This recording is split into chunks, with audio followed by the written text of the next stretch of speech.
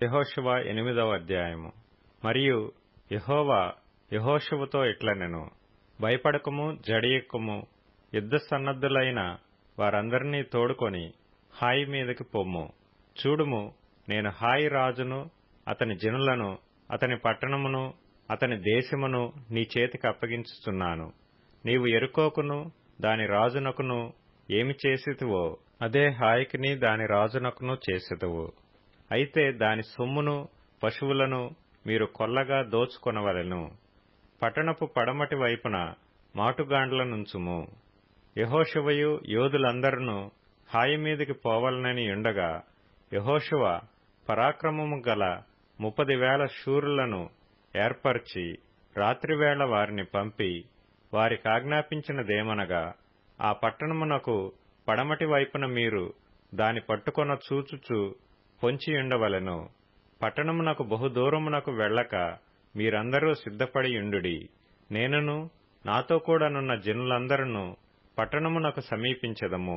వారు మునుపటి వలె మమ్మును ఎదుర్కొనుటకు బయలుదేరగా, మేము వారి ఎదుట నిలవక పారిపోదుము. మునుపటి వలె వీరు మన ఎదుట నిలవక పారిపోదురని వారనుకొని, మేము పట్టణమునొద్ద వారిని తొలగి రాజేయు వరకు వారు మా వెంబడి బయలుదేరి వచ్చెదరు. మేము వారి ఎదుట నిలువక పారిపోయినప్పుడు మీరు పొంచియుండుట మాని లేచి పట్టణమును పట్టుకొనుడి. మీ దేవుడైన యెహోవా మీ చేతికి దానిని అప్పగించును. మీరు ఆ పట్టణమును పట్టుకొనినప్పుడు యెహోవా మాట చొప్పున జరిగించి దానిని తగులబెట్టవలెను. ఇదిగో, నేను మీకు ఆజ్ఞాపించియున్నానని చెప్పి యెహోషువ వారిని పంపగా, వారు పొంచియుండుటకు పోయి హాయి పడమటి దిక్కున బేతెలునకును హాయికిని మధ్య నిలిచిరి. ఆ రాత్రి యెహోషువ జనుల మధ్య బస చేసెను. ఉదయమున యెహోషువ వేకువను లేచి జనులను వ్యూహపరచి, తానును ఇశ్రాయేలీల పెద్దలను జనులకు ముందుగా హాయి మీదికి పోయిరి. అతని యొద్దనున్న యోధులందరూ పోయి సమీపించి ఆ పట్టణమునెదుటికి వచ్చి హాయికి ఉత్తర దిక్కున దిగిరి. వారికిని హాయికిని మధ్యను లోయయుండగా అతడు ఇంచుమించు 5,000 మంది మనుషులను నియమించి పట్టణమునకు పడమటి వైపున బేతెలునకును హాయికిని మధ్యను పొంచియుండుటకు ఉంచెను. వారు ఆ జనులను, అనగా పట్టణమునకు ఉత్తర దిక్కుననున్న సమస్త సైన్యమును, పట్టణమునకు పడమటి దిక్కున దాని వెనుకటి భాగముననున్న వారిని ఉంచిన తరువాత యెహోషువ ఆ రాత్రి లోయలోనికి దిగిపోయెను. హాయిరాజు దాని చూచినప్పుడు అతడును అతని జనులందరూ పట్టణస్థులందరూ త్వరపడి పెందలకడ లేచి మైదానమునెదుట ఇశ్రాయేలీలను ఎదుర్కొని తాము అంతకుముందు నిర్ణయించుకొనిన స్థలమున యుద్ధము చేయుటకు బయలుదేరిరి. తన్ను పట్టుకొనుటకు పొంచియున్న వారు పట్టణమునకు పడమటి వైపున నుండిన సంగతి అతడు తెలుసుకొనలేదు. యెహోషువయు ఇశ్రాయేలీలందరూ వారి ఎదుట నిలవలేక ఓడిపోయిన వారైనట్టు అరణ్య మార్గము తట్టు పారిపోయినప్పుడు వారిని ఆతురముగా తరుముటకై హాయిలోనున్న జనులందరూ కూడుకొని యెహోషువను తరుముచు పట్టణమునకు దూరముగా పోయిరి. ఇశ్రాయేలీలను తరుముటకు పోనివాడొకడును హాయిలోనే గాని బేతెలులోనే గాని మిగిలియుండలేదు. వారు గవినివేయక పట్టణమును విడిచి ఇశ్రాయేలీలను తరుమబోయియుండిరి. అప్పుడు యెహోవా యెహోషువతో ఇట్లనెను, నీవు చేతపట్టుకొనిన ఈటెను హాయి వైపుగా చాపుము. పట్టణమును నీ చేతికి అప్పగింతును.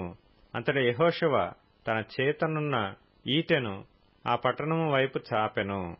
అతడు తన చెయ్యి చాపగా పొంచియున్న వారు మాటులో నుండి త్వరగా లేచి పరుగెత్తి పట్టణములో చొచ్చి దాని పట్టుకొని అప్పుడే తగలబెట్టిరి.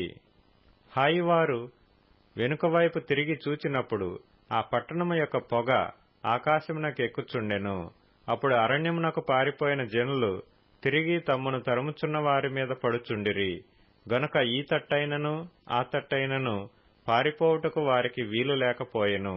పొంచియున్న వారు పట్టణమును పట్టుకొనియుండుటయు పట్టణపు పొగ ఎక్కుచుండుటయు యెహోషువయు ఇశ్రాయేలీలందరూ చూచినప్పుడు వారు తిరిగి హాయి వారిని హతము చేసిరి. తక్కిన వారును పట్టణంలో నుండి బయలుదేరి వారికి ఎదురుగా వచ్చిరి. అట్లు ఈ తట్టు కొందరు ఆ తట్టు కొందరు ఉండగా హాయివారు ఇశ్రాయేలీల నడుమ చిక్కుబడిరి గనుక ఇశ్రాయేలీలు వారిని హతము చేసిరి. వారిలో ఒకడునూ మిగలలేదు, ఒకడునూ తప్పించుకొనలేదు. వారు హాయి రాజును ప్రాణముతో పట్టుకొని యెహోషువ యొద్దకు తీసుకొని వచ్చిరి. బీటిలోనూ పొలములోనూ హాయి నివాసులను తరిమిన ఇశ్రాయేలీలు వారిని చంపుట చాలింపగా కత్తివాత కూలక మిగిలిన వాడొకడునూ లేకపోయినప్పుడు ఇశ్రాయేలీలందరూ హాయి యొద్దకు తిరిగి వచ్చి దానిని కత్తివాతను నిర్మూలము చేసిరి.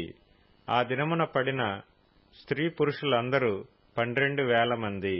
యెహోషువ హాయి నివాసులందరినీ నిర్మూలము చేయు వరకు ఈటెను పట్టుకొని చాచిన తన చేతిని తిరిగి ముడుచుకొనలేదు. యెహోవా యెహోషువకు ఆజ్ఞాపించిన మాట చొప్పున ఇశ్రాయేలీలు ఆ పట్టణంలోని పశువులను సొమ్మును తమ కొరకు కొల్లగా దోచుకొనిరి. అట్లు యెహోషువ హాయి నిత్యము పాడైపోవలెనని దాని కాల్చివేసెను. నేటి వరకు అది అట్లేయున్నది. యెహోషువ హాయి రాజును సాయంకాలము వరకు మ్రానుమీద వ్రేలాడదీసెను. ప్రొద్దుగ్రుంకుచున్నప్పుడు సెలవీయగా జనులు వాని శవమును మ్రానుమీద నుండి దించి ఆ పురద్వారమునెదుట దాని పడవేసి దానిమీద పెద్ద రాళ్ల కుప్ప వేసిరి. అది నేటి వరకు ఉన్నది. మోషే ధర్మశాస్త్ర గ్రంథములో వ్రాయబడిన ప్రకారము యెహోవా సేవకుడైన మోషే ఇశ్రాయేలీలకు ఆజ్ఞాపించినట్లు యెహోషువ ఇశ్రాయేలీల దేవుడైన యెహోవా నామమున బలిపీఠమును ఇనుప పనిముట్లు తగిలింపని కారు రాళ్లతో ఏబాలు కొండమీద కట్టించెను. దానిమీద వారు యెహోవాకు దహన బలులను సమాధాన బలులను అర్పించిరి. మోషే ఇశ్రాయేలీలకు వ్రాసి ఇచ్చిన ధర్మశాస్త్ర గ్రంథమును ఒక ప్రతిని అతడు అక్కడ ఆ రాళ్ల మీద వ్రాయించెను. అప్పుడు ఇశ్రాయేలీలను దీవించుటకు యెహోవా సేవకుడైన మోషే పూర్వము ఆజ్ఞాపించినది జరుగవలెనని పరదేశులేమి వారిలో పుట్టిన వారేమి ఇశ్రాయేలీలందరూ వారి పెద్దలను వారి నాయకులను వారి న్యాయాధిపతులను యెహోవా నిబంధన మందసమును మోయు యాజకులైన లేవీయుల ముందర ఆ మందసమునకు ఈ వైపున ఆ వైపున నిలిచిరి. వారిలో సగము మంది గెరిజీము కొండ ఎదుటను సగము మంది ఏబాలు కొండ ఎదుటను నిలువగా యెహోషువ ఆ ధర్మశాస్త్ర గ్రంథములో వ్రాయబడిన వాటన్నిటిని బట్టి ఆ ధర్మశాస్త్ర వాక్యములనన్నిటినీ అనగా దాని దీవెన వచనమును దాని శాప వచనమును చదివి వినిపించెను. స్త్రీలను పిల్లలను వారి మధ్య నుండి పరదేశులను వినుచుండగా యెహోషువ సర్వ సమాజమునెదుట మోషే ఆజ్ఞాపించిన వాటన్నిటిలో చదువక విడిచిన మాట యొక్కటియూ లేదు.